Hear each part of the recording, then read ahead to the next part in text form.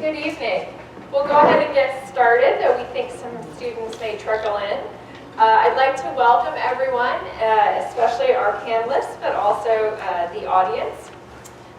The topic of Professor Deborah Brody's last book, published after her death, was Ambition for What? In it, Deborah, in her inimitable style, dissects the nature of this familiar and yet poorly understood force, and critically examines its impacts, both positive and negative, in our individual and collective experiences. This panel is, in many ways, an extension of Deborah's analysis, looking at the ostensible subject of our ambition, success. Success is defined in the dictionary sense as the accomplishment of some aim or purpose. Put into those words, it seems so basic, simple, almost mundane. And yet, success as a concept, principle, and objective can be all-consuming, particularly for those of us in the legal profession. The profession has always been one particularly engaged, some may say obsessed, with success and its indicators. But historically, the profession's definition of success was remarkably monolithic and focused on sustaining and advancing the elitism of the profession. Get into a top law school, get top grades, law review, top clerkship, and Law 100 partnership. The only acceptable variations from this path were perhaps the tenured faculty track or the federal judge track. It was a track that was inherently defined by and limited to the monolithic membership of the profession at that point. Male, white, relatively high social class, and without child-rearing responsibilities. Obviously, times change.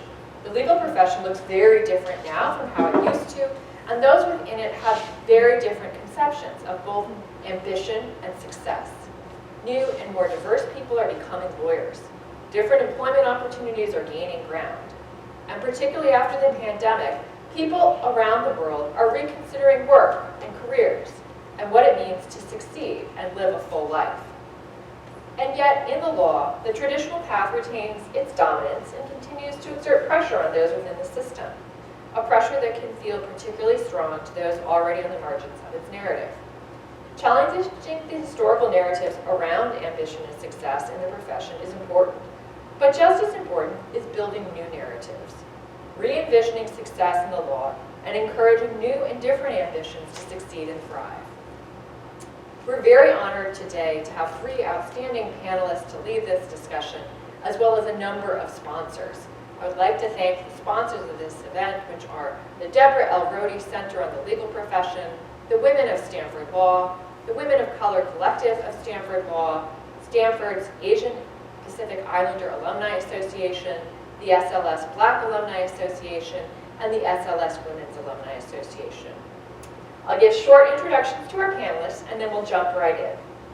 And then I'll ask some questions, and then we'll open it up to the audience. So, our speakers, Michelle Banks, former General Counsel at The Gap, and contributing author to the recently published anthology, which I see right here, Women in Law, Discovering the True Meaning of Success. If people don't get it now, can you get it online? Yes. All right. There's lots of places to get it online, including Amazon. All right. Cassandra Knight, alum of this law school, class of 1994, Vice President, Litigation and Discovery at Google, and Leslie Hatamia, class of 97 from Stanford Law School, and the Executive Director of the San Bruno Community Foundation. I'd like to start first by thanking you for making time to be here with us tonight, and second by asking each of you to give a short description of what success means to you and why. And purposely, I'm not limiting this question to professional success, but I'm asking it more broadly. Michelle, should we start with you? Sure. Hi, everyone.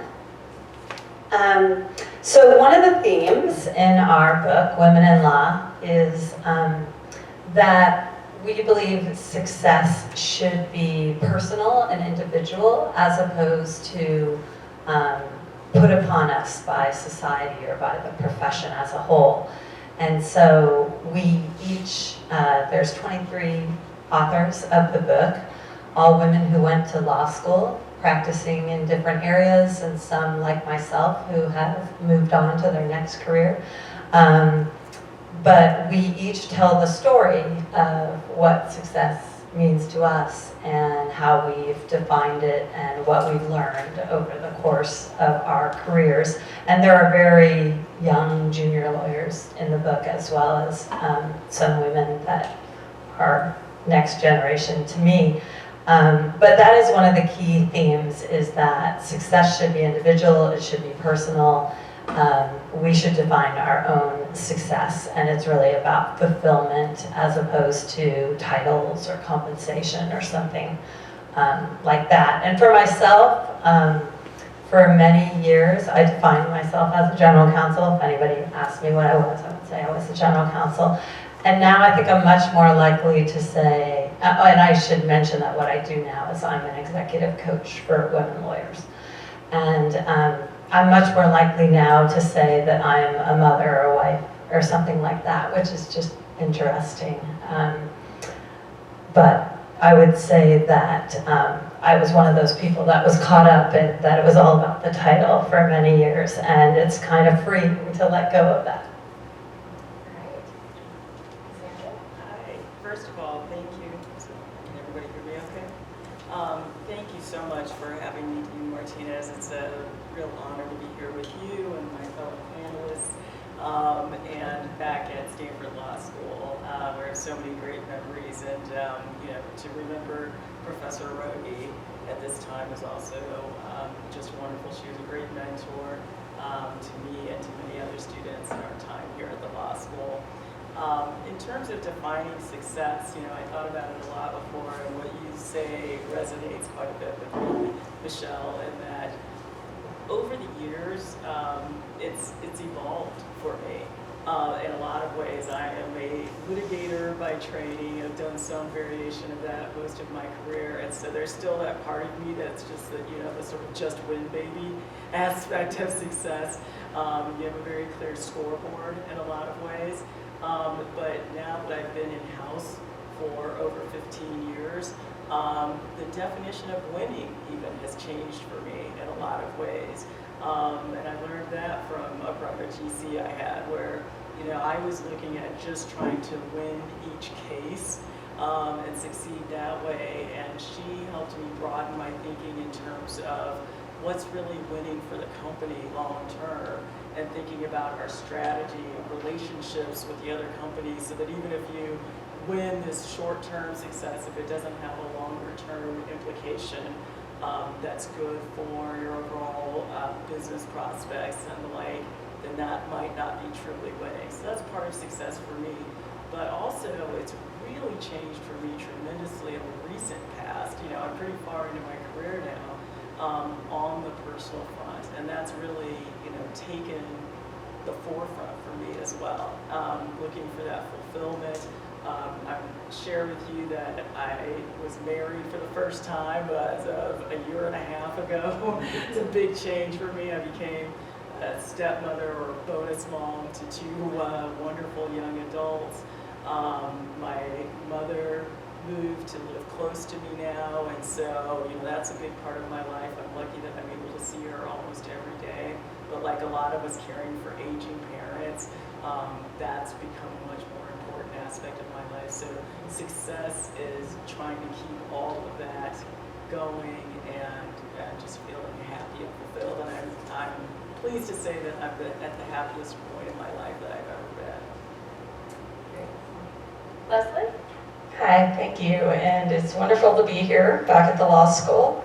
I'm probably the representative on the panel that veered off of the sort of traditional law school track the quickest, although I think all of us have not followed the most traditional path. I did the DC surrogate clerkship right out of law school, but then immediately veered off and have not really been a practicing attorney for my entire career. And have sort of taken a non-linear path through government, nonprofits, politics, philanthropy, and even a stint at a startup. Never in a formal legal role, although my legal training and all of the skills I developed have been very relevant and very helpful in all of the roles I've had.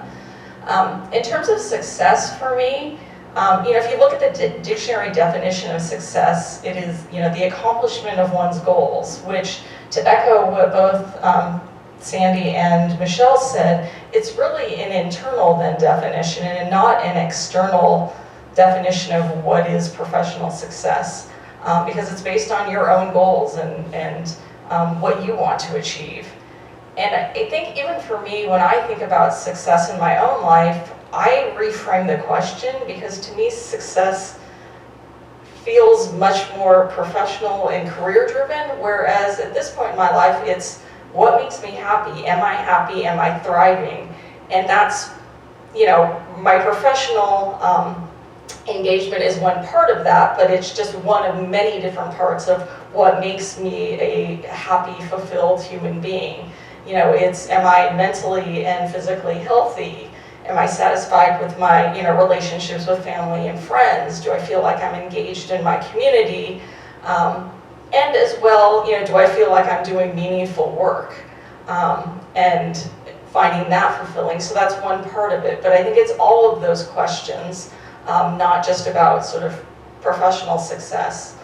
On a related note, one conversation I had with a mentor that's really stuck with me, this is from like 20 years ago, when I was on maternity leave with my first child. And one of my undergrad professors, I went to Stanford as well, so a Stanford undergrad professor, after we caught up, he said, you know, you seem really happy. And he was kind of surprised by that. He said, because, you know, a lot of my former students, they may attain, you know, fairly significant professional success, but they kind of don't have everything else together. And he said, you know, what a lot of especially high achieving people don't realize is that, you know, just having a job that you like well enough, and having a partner or spouse that you're happy with, and having kids that, you know, you care about, he's like, and feeling like you're a part of your community, he's like, those are really hard things, and people don't realize having all of those at the same time is challenging, and quite frankly, if you have them, you're pretty lucky.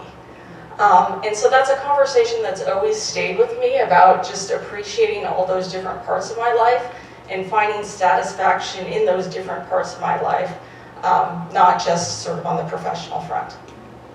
Well, for all of you, it seems like your answer described an evolution in how you thought about success from maybe when you were first out of law school to this point in your life. So as you look back on that arc and vision, how and why did your idea of success change, and what advice would you have to your younger self in light of that arc that you've seen?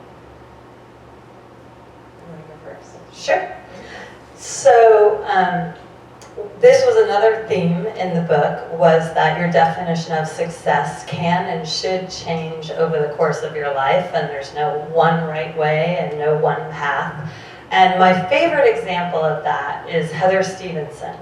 So Heather is currently a general counsel, and before that she was a deputy general counsel. She's currently at an investment firm, a biotech investment firm, Red Cell Partners, but before that she was the deputy general counsel of the Boston Globe.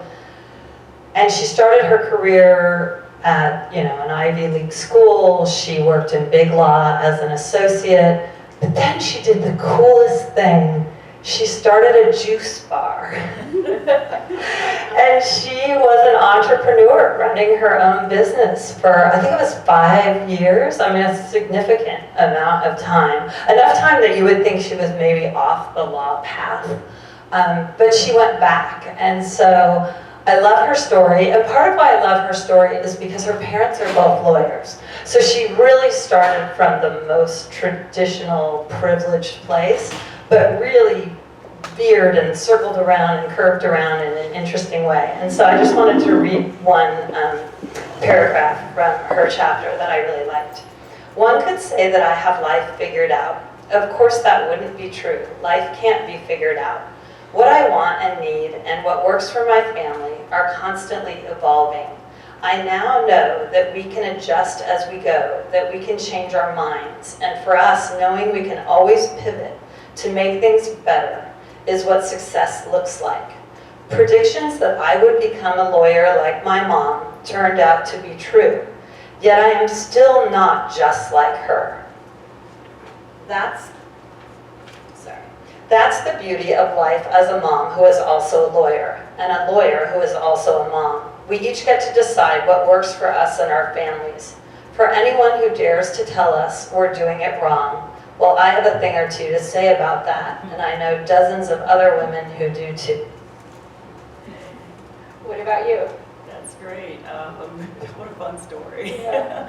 And if I may be bold enough to give some advice to the current students or those who are earlier in their career, it's to be open to that kind of an adventure and to, trying something different. I talk to a lot of students now who feel like, their life depends on what summer job they choose, right? Or things like that. And I, look back and think of the, fairly circuitous path that my career has taken and realize that, a lot of those things just don't matter that much. So you should just be more open and you cut yourself a little bit of slack, right? And think about, like, where am I going to get a great experience, get some joy. By far my best experiences have been because of the people I worked with, the mentorships, the sponsorship of those people, and really, building those deep relationships. But I often joke with people too that, if I could get in a time machine and go back even 5 years or 10 years, again, I graduated from law school well over 20 years ago, it's getting close to 30 years now. But if I could go back even that far. Don't make it sound that I far. know, right?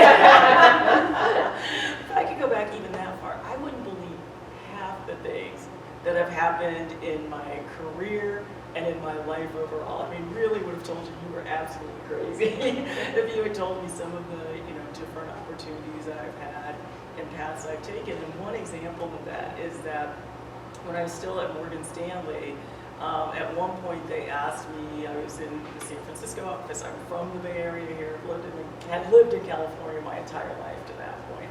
They asked me to go to the New York office. And, I really struggled with it. It was clearly the move work-wise, but felt terrible personally. It felt like I was leaving everything I knew. I hate cold weather, all of that. And so I was looking at it in a very binary way. And I took the chance, really talked to people I trusted, and decided to go for it. And it ended up being so remarkable for me in all aspects of my life, both professionally and personally. And so you don't know sometimes. It's hard to see around those corners. And I'm not saying, just jump off a cliff and don't think about it, but just be a little bit more, like I said, open and willing to take a chance on yourself. And some of the irony is that if I hadn't taken that chance and gotten out of my comfort zone, then I would have never made it back here to a job that was really a dream job for me, and being back close to home and near my family and all, but having had that amazing and fulfilling experience in the years that I was gone. So really am happy to have had that experience.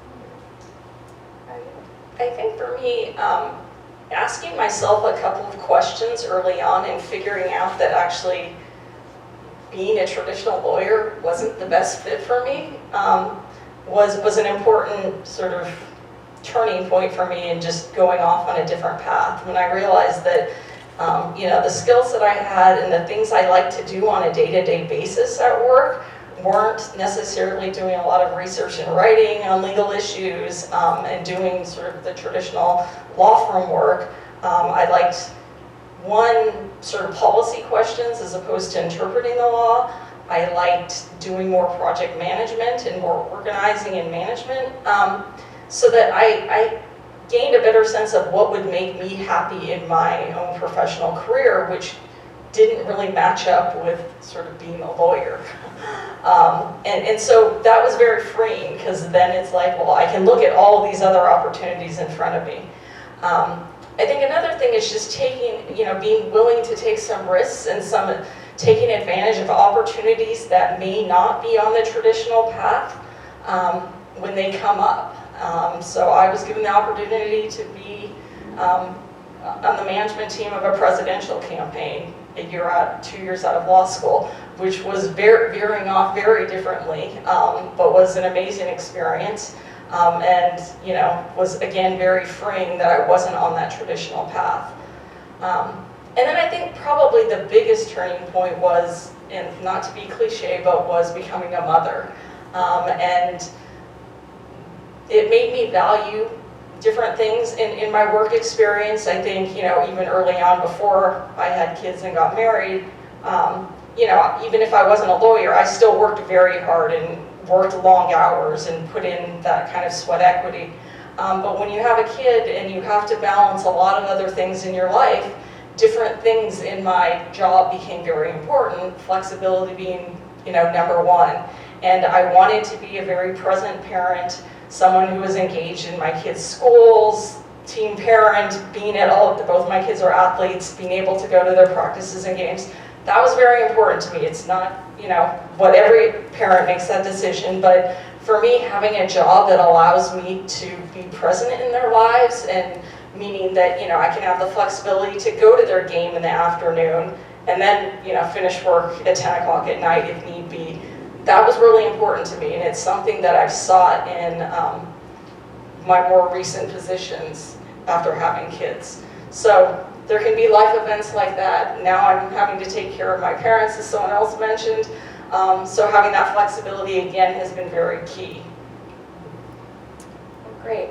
So, Michelle, the Women in the Law anthology gathers career arc stories from women, primarily but not entirely from the U.S. It's a diverse group and a diverse set of career paths. Can you talk about what drove the creation of this book and also what you've learned in the process about women navigating their careers in the legal profession? Sure. So, not this past summer, but the summer before, an article came out in the American Bar Association Journal, the ABA Journal. It was written by a woman lawyer, and it was about a lot of different things, but the aspect of it that got a lot of attention, not necessarily positive attention, was the assertion that motherhood is something that distracts women lawyers and is the reason that women are not more successful in traditional law practice. So a lot of women reacted to that. Every former American Bar Association president signed a letter objecting to that assertion. Many young women in particular were very disturbed by the article. And so one of those younger women put out a call on LinkedIn that she wanted to write something positive in response, because there were a number of critical articles responding to the article. And she said, will any women join me in writing something positive? And let's tell our stories, and let's talk about the positive aspects of being successful after law school. And her name is Angela Hahn. And I had met Angela at the very beginning of the pandemic. I had never met her in person. She was my online friend. And I met her for two reasons. In addition to being a mother, a corporate lawyer, she was a health coach and a podcast host.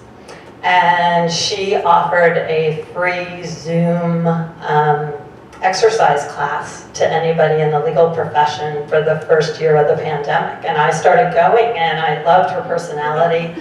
And then I started listening to her podcast, and then she asked me to be on her podcast. Her podcast, by the way, is very popular. It's called Fit to Practice. And it's about a lot of different things, from practicing law to marketing yourself to mental health for lawyers. It's really great. And so I really had respect for Angela. I thought it was great that she was going to try to do something positive about women in law. So I joined in and wrote a chapter of the book, and I think 50 of us started out trying to do it, and 23 of us actually stuck with it to the end and made it to the publication date. We launched the book March 1st of last year, so this is actually my very last event tied to the book. So thank you for supporting the book. And the book proceeds all go to Ms. JD, which, if you don't know Ms. JD, it's a nonprofit that encourages women to go to law school, supports them during law school, and in their first 6 years of practice. And they have a lot of programming, both online and in person, and it's free to join. Exciting. Cassandra, I wonder if you could talk a little bit about what you've seen in the profession. And have you seen structural and institutional barriers to women's success Yes. within the law? And A resounding a resounding yes. And if so, what are the implications for women navigating legal careers? What are the implications for the legal profession and how it should perhaps change in the future? I wonder if you could talk to those themes. Yes. So, I was thinking back over the years between my time in a law firm and government briefly, and then in-house for the last several years. And while it's taken various forms, unfortunately, I have seen a lot of the similar barriers across those institutions. And unfortunately, it feels like things haven't changed that much since the time that I got out of law school, with very low numbers of women, and particularly women of color, staying in law firms, getting into a partnership, and these other things. And we were reading some of the materials ahead of time about why that's still happening, why we haven't made more progress, and I was looking at my own experience as well. And for instance, I was the first Black woman lawyer in my law firm 20 years into its existence, and it's part of it. Of course, are the things we all hear about with pay disparity and not supporting working mothers, all of those things that unfortunately still exist in a lot of ways. But I think fundamentally what it comes down to is that as human beings, we all want to feel like we belong somewhere, right? That's just human nature. We talk about diversity, equity, inclusion, belonging, and things like that, and trying to create mentors and all. But unless and until you truly change the culture of some of these places, I think a lot of women and people of color just feel like outsiders, and it's hard to ever, feel like you're part of the group fundamentally. And it was funny, on the drive down today, I was actually thinking of one sort of funny but specific example of this, where my chief legal officer one time was doing a meeting remotely, and she had one of the other people from work with her in this remote location, and they were together because they were heli skiing in Aspen. So I thought to myself, first of all, I chuckled thinking back, like, is there anything whiter on the face of the earth than heli skiing in Aspen? Like, I had trouble coming up with something. And then I also thought, it was sort of this ostentatious show of wealth that also didn't kind of sit too well with a lot of us. But the most important aspect of it was that it was a stark reminder that there's a club. And some people are in that club, and some people aren't. And it just feels like that hasn't changed a lot. And why that's so important in a workplace is because it colors everything about, your reviews. We've seen all kinds of studies about this, about whether, you're someone with potential, who's on the right path, or someone who's like, not a good cultural fit or not doing well. And all of those things matter and accumulate over the years in terms of having someone in the room when it's time to talk about promotion and reviews and all of those issues. And so that, I think, is what's fundamentally missing. And until the numbers change and the power structure changes dramatically, I think that's going to be an issue. Okay. Well, Leslie, moving to you, your career has been sort of a less traditional path. You've built this successful career, not, as you said, in the direct practice of law. You've been in the public sector for a large part of your career. Oftentimes people tend to think the public sector, rather than business, is a more optimal place for women to achieve success.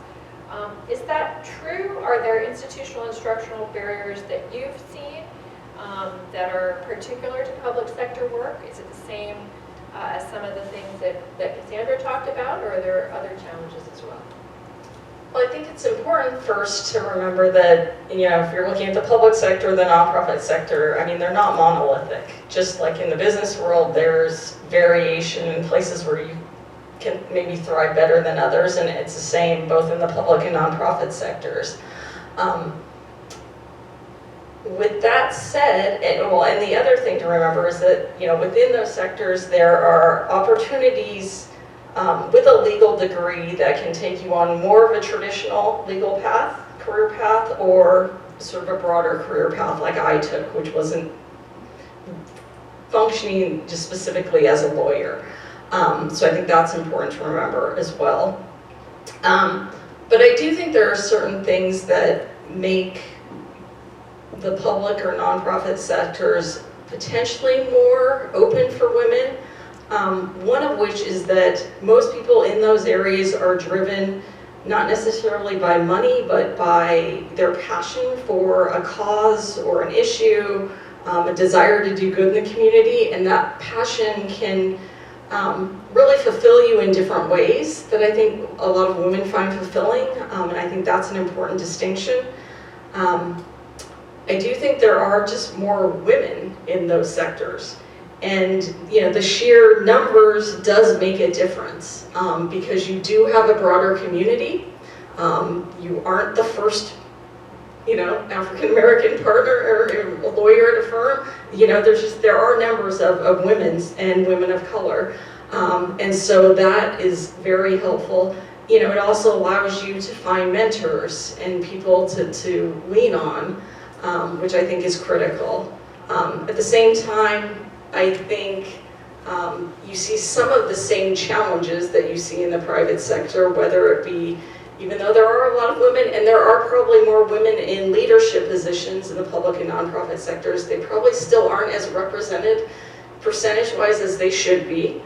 And I think if you are doing sort of the traditional legal work, there are some of the same challenges that you would find in a law firm in terms of demands on your time, and inflexible court schedules that can make life a little more challenging. So there's both the pluses and minuses. I think the other thing to remember, though, also in the public and nonprofit sectors is that they're often very under-resourced. So when you have less staff, you hear of public defenders, right, that have dozens and dozens of clients. You have really heavy caseloads, and so that can cause more work, that can cause more stress, and can make that environment actually just as stressful or more stressful than in the private sector.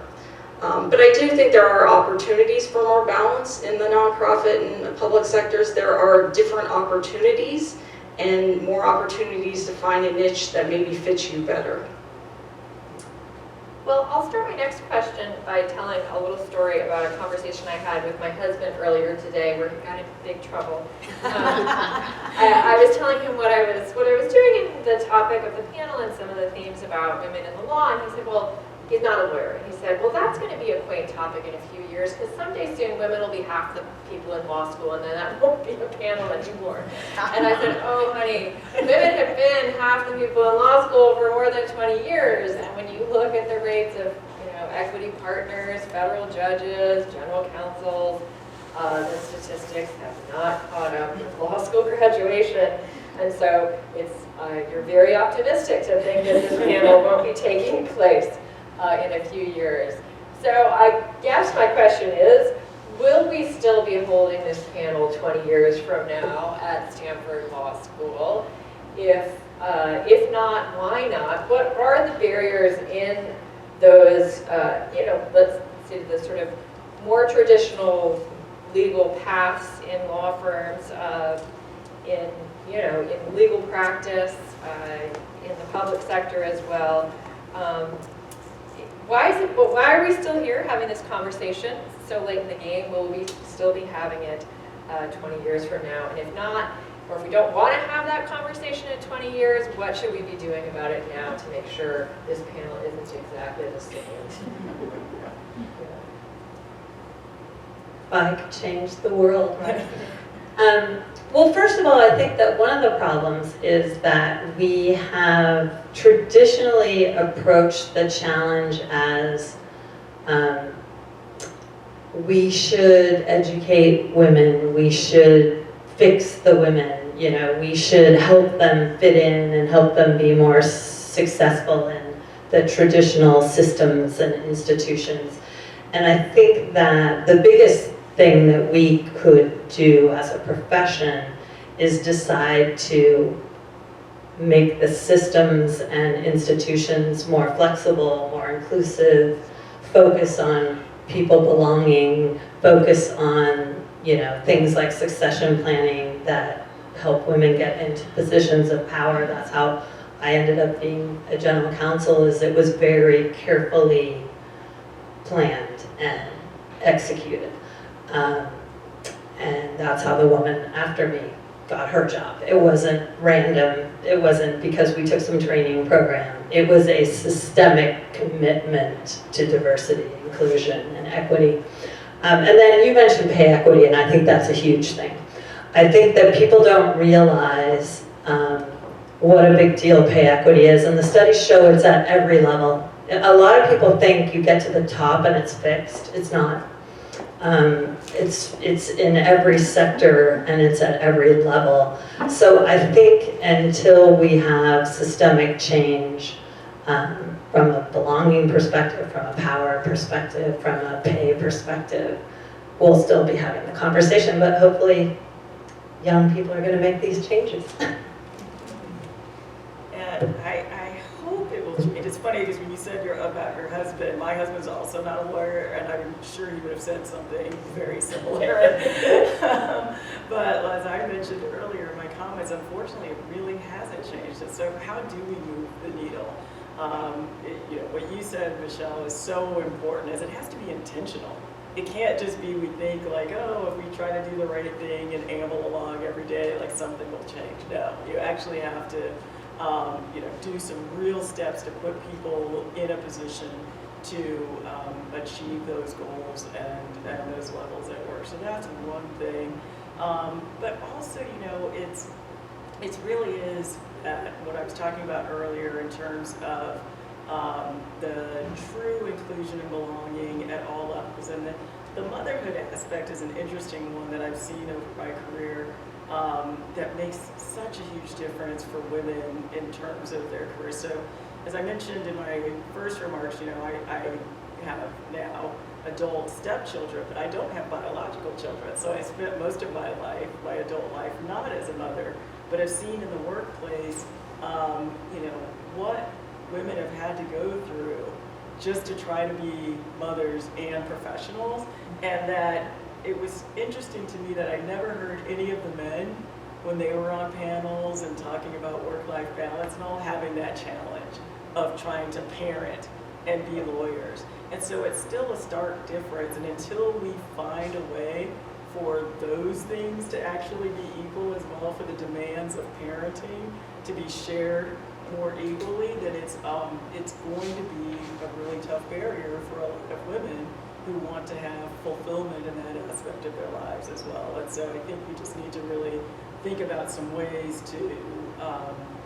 and some of the younger people I think are really starting to change the mindset about that. Men are becoming more directly involved in child rearing, but for the most part, the legal profession feels very traditional in that way, and not equitable.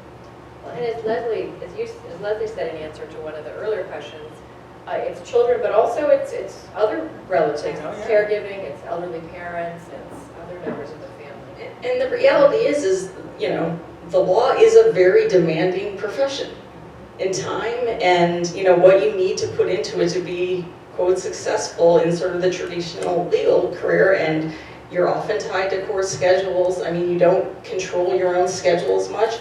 That makes it a tough environment just intrinsically in the profession of law, I think. And so to echo what the others have said, you know, it really is trying to figure out what are those systemic differences that can be made to allow both men and women, quite frankly, to have more balance in their lives. I think, you know, in our society, a lot of the child rearing still does fall on women disproportionately. But, you know, I feel bad for the guys that actually are having to work ridiculous hours as well and are missing out on some of the other opportunities, whether it is taking care of their kids or their parents or whatever. I think, you know, both genders would benefit from sort of a re-envisioning of some of the demands on the profession. Well, circling back to what we started with, this idea of success, one of the things that we began talking about were just the different conceptions of success that people had, and with that set of new understandings of success, there's a lot of opportunities, a lot of ways of being creative in how lawyers approach their careers, but it's also less straightforward, right? I mean, if success is being an equity partner at a very big law firm, or being a judge, or being a general counsel, there's kind of there's a marked out path, right? You do this, you do that, then you get the gold star. When our definition of success broadens, that's exciting because it opens up many, many different pathways, but it's also harder to choose a path or to figure out where to take the next turn. What advice do you have for people in their careers as they look for success in these broader ways and they face those moments of choice, of strategy, of trying to map out a path that isn't necessarily always just a straight line? So I promise I'll answer that question. But before I do, I feel like I want to say something more uplifting about the profession, since it sounded like we were getting kind of negative.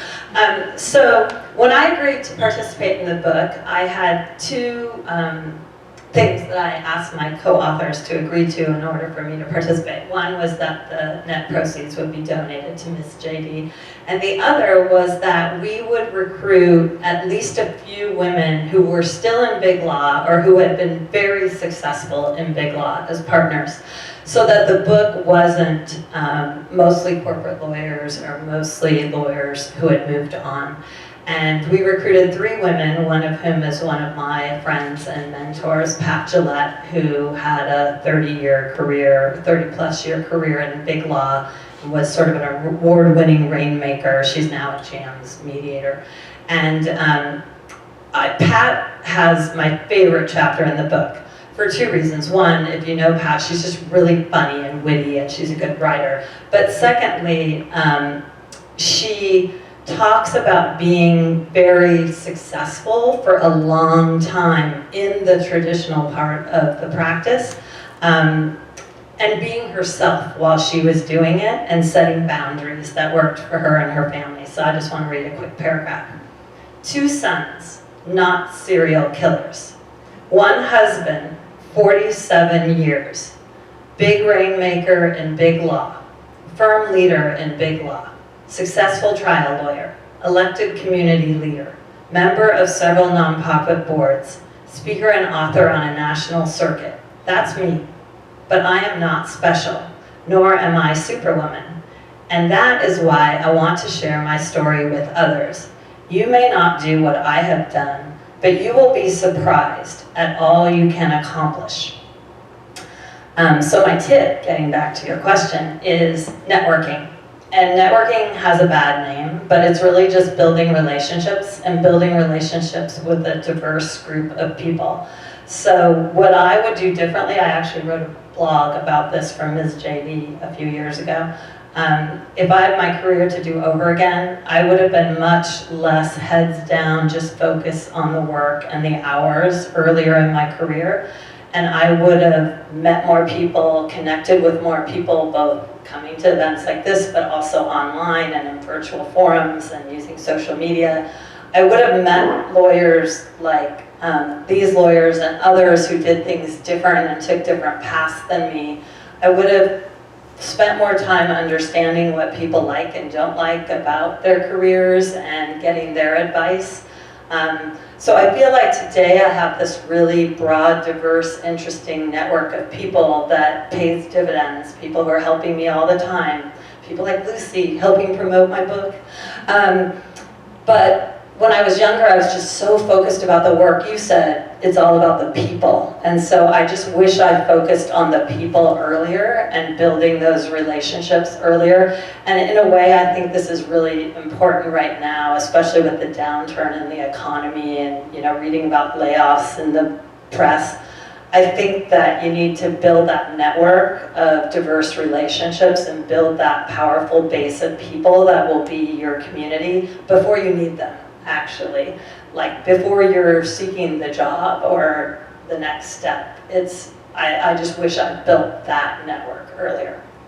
Great. Couldn't agree more. I mean, it's so important to have those relationships. And one thing that I use is what I call my personal board of directors. And it's, people I've known over my career and through different parts of life. And I think it's important you mentioned having a diverse group of those people to make sure they're not all just like you. So that when you come to those forks in the road and have to make those tough decisions, you can get some truly different perspectives. And people who know you well enough to tell you if you're kind of full of it with your approach or thinking on one thing, or if it's a chance that you probably should think about and take, and really be able to work that with you. And that's just you can't get that if you haven't put the time into the relationships. And my best networking story was that I got an SEO internship between Sponsors for Educational Opportunities, a great program. Did that between undergrad and law school. Fast forward to 15 years after that.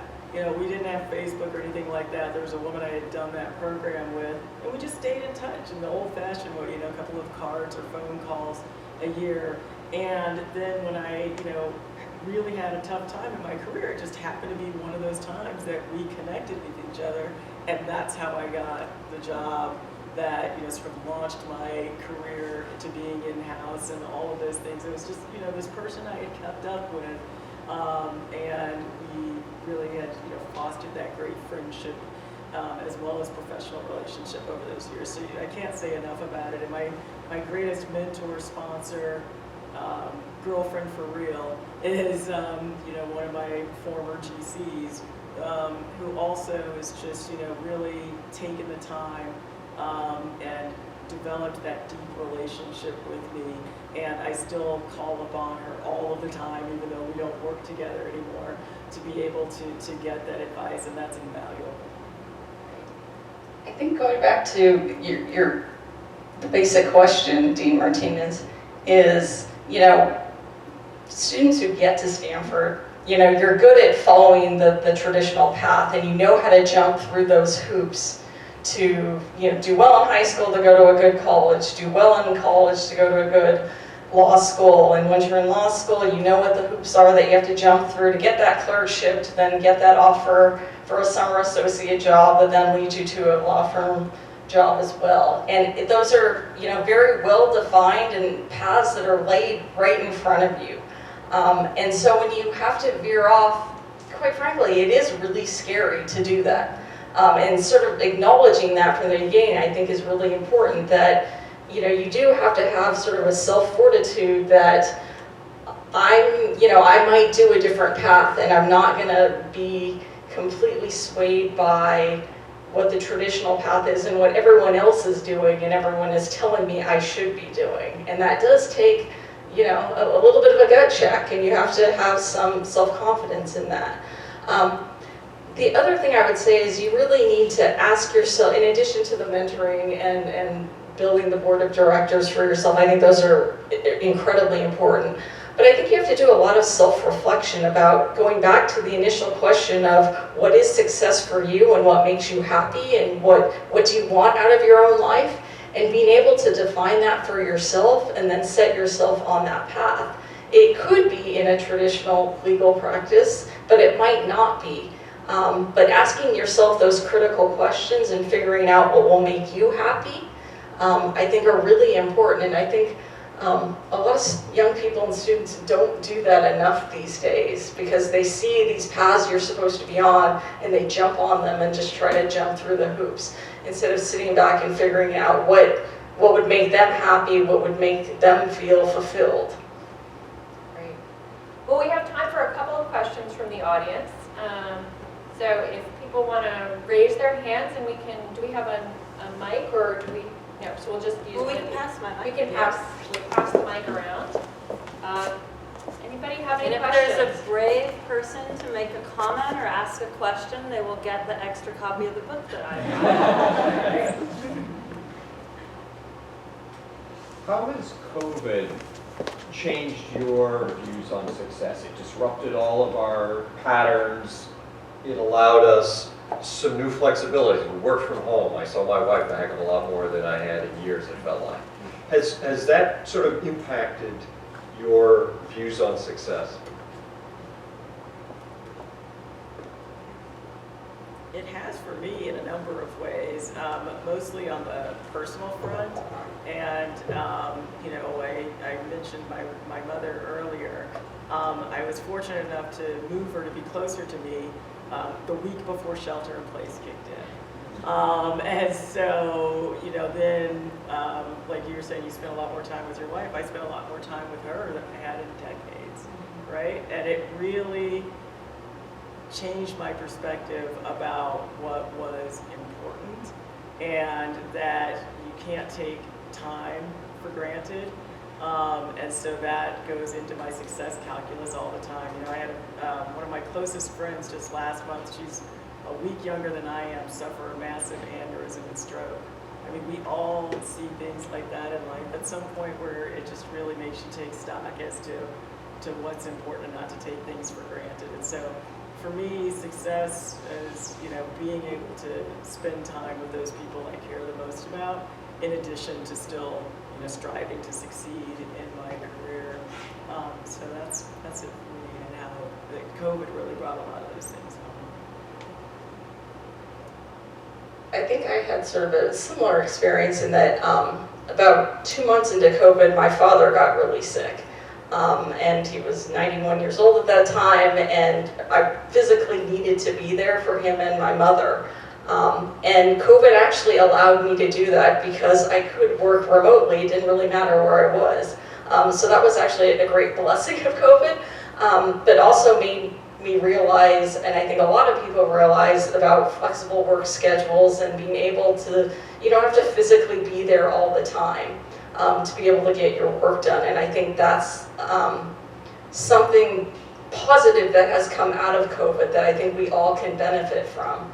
I think the flip side of that, though, with COVID is it made me realize, you know, the importance of personal relationships and keeping in touch, right? Because you couldn't physically see a lot of people, and it was a very isolating experience. So it did, I think, for me, reinforce the importance of developing those relationships with mentors and other people that you count on in your professional career and more generally.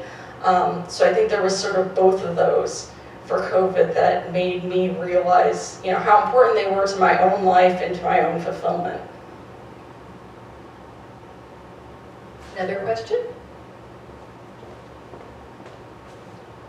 Thank you for the talk, it was really good. I have a question for Dean Martinez.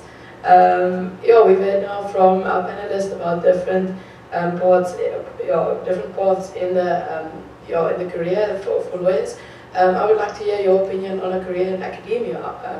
What barriers you faced as a woman, and how did you overcome them to become a dean of one of the best law schools in the world? And then also to Michelle, are there any women in your book speaking about career paths in academia? That's just a general question. Well, thank you for that question. I mean, I think there are both advantages and disadvantages to academia. And I think the numbers and the lack of diversity in law professors reflect something that's not too different from the rest of the legal profession. So, you know, at Stanford Law School, for example, I think we're somewhere between 30 and 40% women. So, you know, improving, fewer than 20% faculty of color. And that's, you know, after quite a long time of a diverse graduating class. The thing that is, I think, advantageous about legal academia from the perspective of work-life balance is that a lot of it is very flexible. That is, that you have to teach your classes at particular times, but most of the rest of a work week is under your control. You have a few meetings, some office hours, but you have a lot of schedule control. The disadvantage of academia is that the work is Professor Rode had a word for it that I'm now forgetting. Maybe sociologists call it sort of unbounded. There's always more you could do. There's never a stopping point. You could always write one more law review article.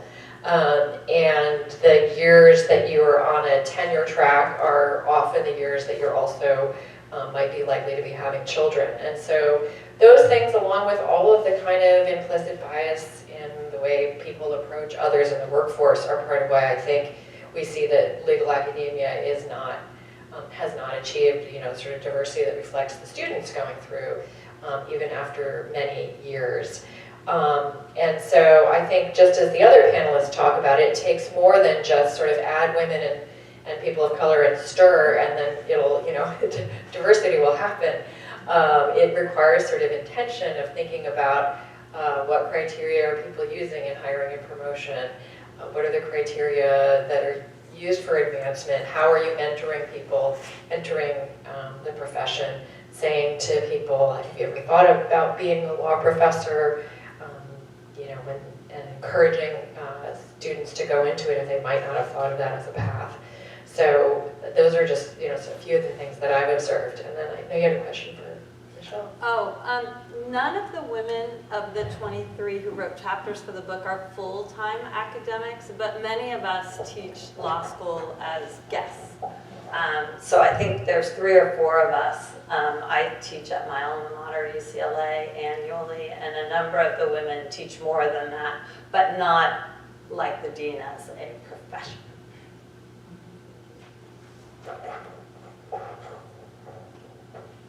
Any last questions? All right, well, please join me in thanking the organizers and thanking our guests for coming out.